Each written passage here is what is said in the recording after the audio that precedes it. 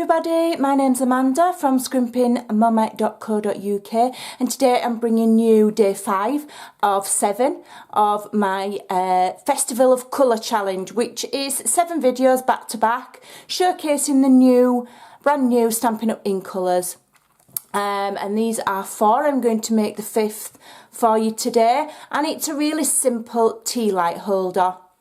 But it is in a little box, so there are 2 stages to it, so you can choose, which stage you decide to go to. I design all my projects quite basic so that any level of crafter can follow along.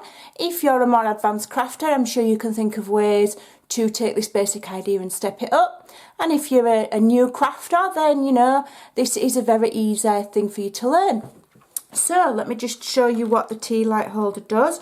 It's tied together at the top. We've used the tag topper punch, and inside we've got a little box which is attached, and it's just a little pizza style box like so, and it just holds one little tea light. Perfect little teacher's gift, craft fair gift, swaps, loads of uses. And that just tucks back in there nice and neat, absolutely lovely. So you're getting to learn how to make a very basic, easy box, and also then dress it up a little bit further. So let's get on with it. So you can get 4 of these little boxes out of 1 sheet of A4. I will tell you that.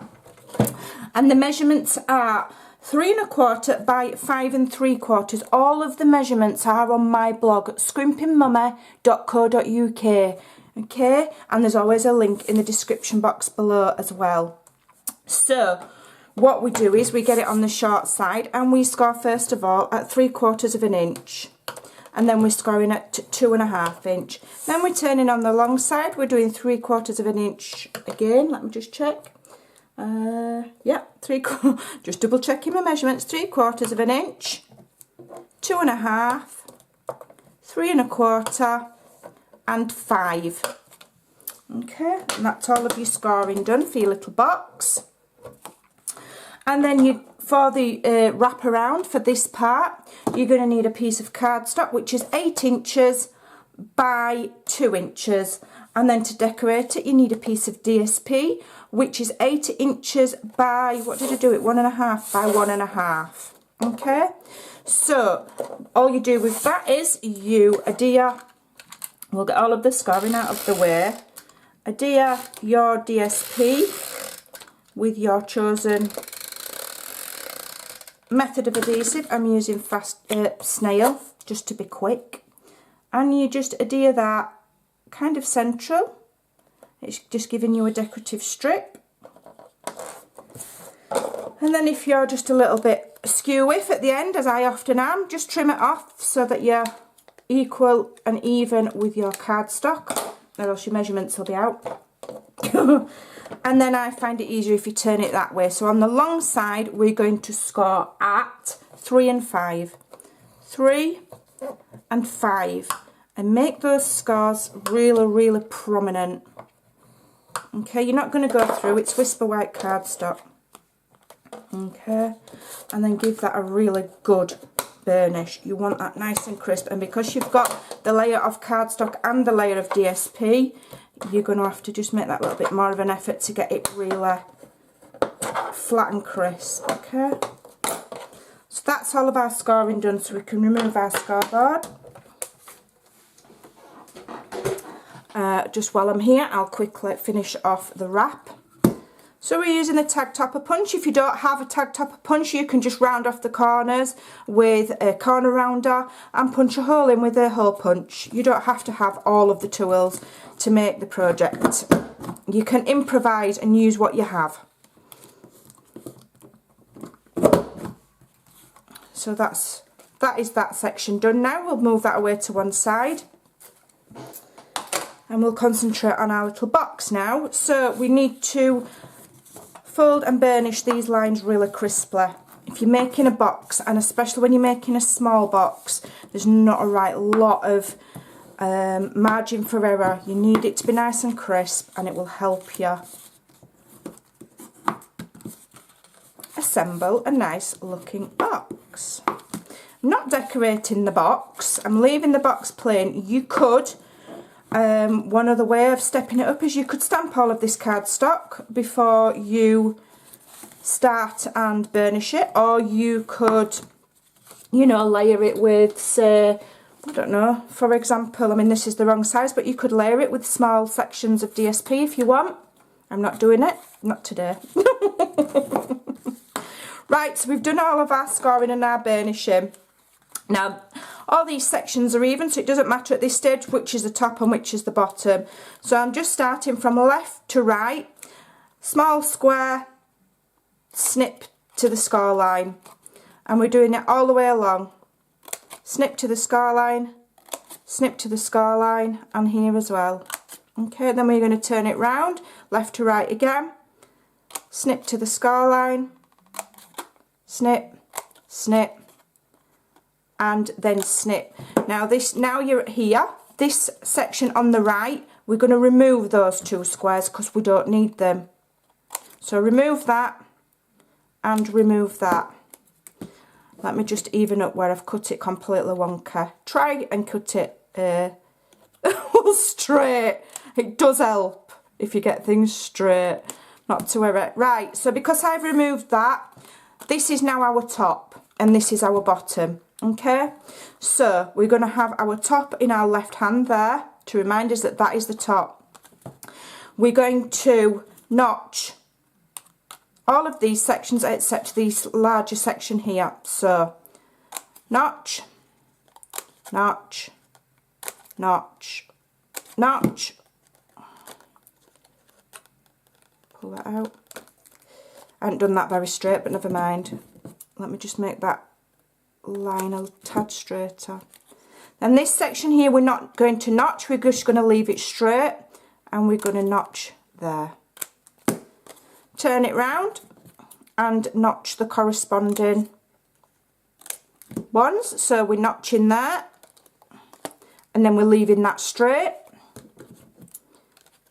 We're going to notch this one. It just makes it look neater when you construct your box because it's so small. If you don't notch it, then when you fold it all together, you'll see this top edge over this edge and you don't want that. That's why you notch. Right, so yeah, we need to know. So we need to notch this top one. It's just this bottom larger section. We don't need to notch that. So we're notching that. Have I done that side? I've done that side. And we're also going to notch the top, which is going to be the flap that folds in. Okay. Alright. So there you go. If you pause it, you can have a look at the plan like so. Now, before I go any further, this is my bottom, this is my top. This bottom one I'm going to put a small thumb notch in, which is just using a small circular punch. I'm just doing a little thing. It just helps you open the box when it's constructed. It's not essential, it's just one of them little touches. Right, so this is the top and this is the bottom, easily seen now. So these little flaps are the only things that we put adhesive on. Okay, we don't need adhesive on anything else. I'm going to use snail, but I would suggest using fast fuse or a strong adhesive, just so that it lasts and holds longer. I'm using snail because fast fuse doesn't always behave for me. As soon as I switch my camera on, it starts being naughty. Right, so we've adhered those. So those now adhere to here. We're not adhering anything to this top section, okay? Don't do it the wrong way around. So we're only sticking everything towards the bottom end. And you just line it up like so with the edge of the box there and press. Tuck it in, line it up there. Because this is the edge that you want in straight. Oh, that's not straight. Let me take that off and do that again. That's better. Line it up and press. And there again. Line it up and press. Okay, then we can get our little tea light, a little smelly one, and then these little flaps will just tuck in. So just fold them slightly and encourage them to tuck in around your tea light. Okay. And then you've got your little pizza style box. That's what it is. If you're looking how to make one, it's called a pizza style box, and you know they're everywhere, Pinterest everywhere, and you just basically change up the sizes to suit yourself. So I've got my wraparound here. So in this centre part here, I'm going to use Fast Fuse here. And just in the centre, I'm just going to put 2 lines. 1, 2, and then my little box will just, let me just move it up slightly before it sticks down. Oh, it's too late, it's stuck down. It could have done with being a bit further back because I've just given you enough measurements to have plenty of room there, but not to worry. So then I used just a little bit of twine that I just had in my stash. I don't know if it's retired.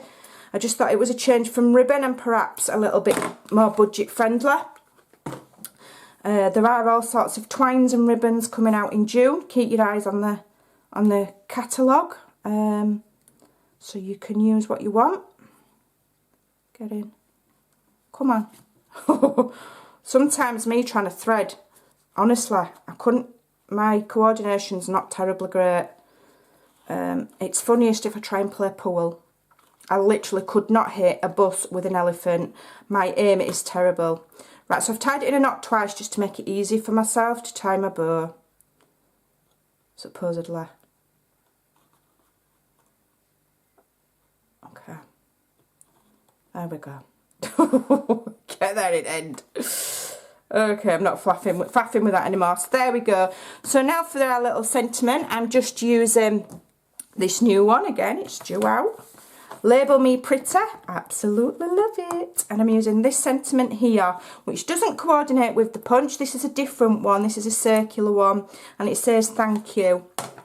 So I'm using, I want Tranquil Tide, don't I? Where's my Tranquil Tide gone? Here we are. So we've got Tranquil Tide. I need Tranquil Tide cardstock, which is here. So just going to ink this up. Do it over here so I don't waste paper. There we go. Beautiful colour. I'm not normally very much a fan of green, but this Tranquil Tide, I'm absolutely loving it. It's very rich, it's beautiful. And then I've used my 1 1/4 inch circle punch, which fits around there perfectly, and you're not losing any of the detail on that punch. So 1 1/4 inch you need. Punch that out. Okay. And then obviously you want to go up 1/4 inch if you want to back it on coloured card. So I'm using this, is 1 1/2 inch. It's the only punch I don't have in my stash that is Stampin' Up yet. So it's on my list. So this is contraband. And it's rubbish as well. It is, it's a rubbish punch. I need to get the Stampin' Up one. Right, so I'm just going to be careful and mindful that that ink might still be wet. Just use a little bit of snail and attach that to my cardstock like so, and then I'm going to attach it using a dimensional. Just be careful because that might still be wet. 1 dimensional in the middle and stick it in the middle of your tea light box. So there you go. It's really cute. It looks really nice. That could have done with being over a little bit more. You know, centralise it best you can. That one's better. But you know, you can adapt that how you want. You could put a little sweetie in there, or a little, I don't know what else you could put in there. A necklace, earrings, anything. So go and give it a try. Super fun. And I'll be back tomorrow with another project. I don't even know what it is yet. Bye for now.